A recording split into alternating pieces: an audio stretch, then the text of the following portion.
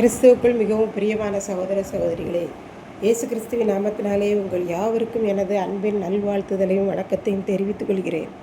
இன்றைய பகலின் குளிர்ச்சியான நாளின் தியான வசனம் யோவான் எழுதின சுவிசேஷம் 1ஆம் அதிகாரம் 50ஆம் வசனம். இதிலும் பெரிதானவைகளை காண்பாய் என்றார். இயேசு கலிலேயாவுக்கு போக மனதாயிருந்தார். பிலிப்பு என்கிற ஒருவனை கண்டு, நீ எனக்கு பின் சென்று வா என்றார். இந்த பிலிப்பு என்பவன் பேதுரு அவன் சகோதரனாகிய அந்திரேயாவின் ஊராகிய பெத்சாயிதா பட்டணத்தை சேர்ந்தவன். இந்த பிலிப்பு என்பவன் நாத்தான்வேல் என்பவனை கண்டான். பழைய ஏற்பாட்டிலே நியாயப்பிரமாண காலத்திலே மோசே முதலான எல்லா தீர்க்கதரிசிகளும் எழுதியிருக்கிற தெய்வமாகிய இயேசுவை நாங்கள் கண்டோம். அவர் யோசேப்பின் குமாரனும் நாசரேத்தூரை சேர்ந்தவருமாகிய இயேசு கிறிஸ்துவே என்றார். அதற்கு நாத்தான்வேல், நாசரேத்தூரிலிருந்து நன்மை உண்டாகுமா என்றான். ஏனென்றால் இயேசு வாழ்ந்த நாட்களில் நாசரேத் என்கிற ஊர் யாருக்கும் நன்மை செய்யாத, ஒருவருக்கு உதவி செய்யாத ஒரு ஊர். ஆகவேதான் நாத்தான்வேல், நாசரேத்தூரிலிருந்து யார் நன்மை செய்வார்கள் என்றார். அதற்கு பிலிப்பு, அப்படியெல்லாம் ஊரை வைத்து எடை போடாதே, எங்களோட கூட வந்து இந்த இயேசுவை பார் என்றார். இயேசு நாத்தான்வேல் தன்னிடமாய் வரக்கண்டு அவனை குறித்து மற்றவர்களிடம் கூறுகிறார், இதோ கபடற்ற உத்தம இஸ்ரவேலன் வருகிறான் என்று. உடனே நாத்தான்வேல் இயேசுவிடம், நீர் என்னை எப்படி அறிந்து கொண்டீர் என்றான். பிலிப்பு, உன்னை நாசரேத்தூரானாகிய இயேசுவிடம் வந்து பார் என்று அழைப்பதற்கு முன்னமே நீ அத்திமரத்தின் கீழே இருந்தாயே, அப்போதே உன்னை அறிந்து கொண்டேன் என்றார்.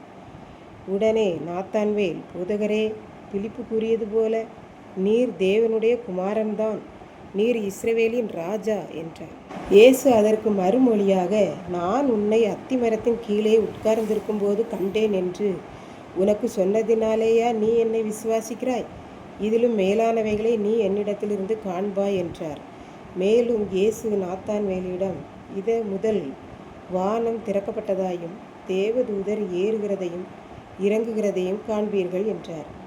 ஏன் அத்திமரத்தின் கீழே நாத்தான்வேல் இருந்தான் என்று சொன்னார் என்றால், அத்திமரத்தை நம்பி அதன் கீழே நீ குடியிருந்தாய், இப்போது என்னுடைய நிழலிலே வந்துவிட்டாய். ஆகவே அத்திமரத்தின் அடியிலே கண்ட நான் உன்னை மேலானவனாக காணச் செய்வேன் என்றார்.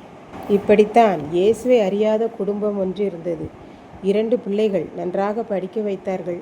பிள்ளைகளும் நன்றாக படித்தனர். வேலை வாய்ப்பு வருவதற்குள்ளாக மூத்த மகன் மரித்து போனான். வீடு மாத்திரமல்ல, ஊரே கலங்கிவிட்டது. அவ்வளவான கொடிய துக்கம்.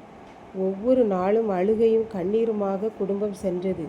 குடும்பத்தினர் ஒவ்வொருவராக சென்று ஆறுதல் வார்த்தைகளை கூறி சென்றனர். ஒரு நாள் அந்த குடும்பத்தினருக்கு கொஞ்சம் அறிமுகமான ஒரு ஊழியர் ஒருவர் சென்றார். அவர்களோடு பேசினார். ஆறுதலான வார்த்தைகளையெல்லாம் வசனங்கள் மூலமாக கொண்டு பேசினார்.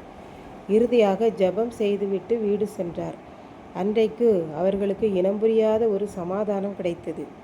அவர்கள் அந்த ஊழியரிடம் சொன்னார்கள், இதுவரை எங்கள் குடும்பத்தினர் வந்து போய் இருந்ததை விட நீங்கள் எங்கள் வீட்டிற்கு வந்து சென்றது எங்கள் மனதுக்கு கொஞ்சம் சமாதானம் கிடைத்திருக்கிறது என்று கூறினார்கள்.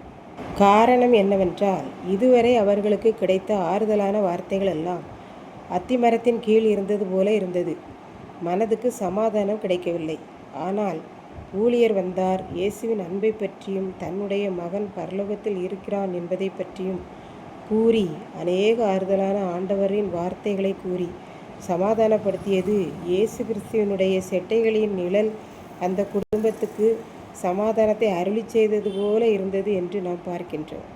இதை கேட்டுக்கொண்டிருக்கும் எனக்கன்பானவர்களே, இன்றைக்கு நாம் யாருடைய வார்த்தைகளை, யாருடைய நிழலை நம்பி இருக்கிறோம்? நாம் மனுஷனுடைய நிழலை நம்புகிற போது அது பிரயோஜனமற்ற அத்திமரத்தின் நிழலை போல நமக்கு காணப்படுகிறது. அத்திமரத்தின் நிழலானது கொஞ்ச நேரம் மாத்திரம் இருக்கும். மாலையில் அதன் நிழலை நாம் பார்க்க முடியாது.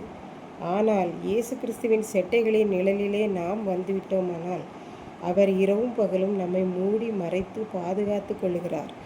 ஒவ்வொரு நாளும் பெரிதானவைகளை காண வைக்கிற இயேசுவை அறியாத அந்த குடும்பத்தை போல நாமும் ஒவ்வொரு நாளும் அத்திமர நிழலை போல அற்பமான சந்தோஷத்தை அல்ல, நித்தியமான சமாதானமாகிய இயேசுவின் நிழலை காண்போம், ஆசீர்வாதம் பெறுவோம். கர்த்தர் தாமே இந்த வார்த்தைகளை ஆசீர்வதிப்பாராக. ஆமென். ஜெபம். அன்பின் ஆண்டவரே, இந்த அருமையான நல்ல நாளுக்காக நன்றி செலுத்துகிறேன்.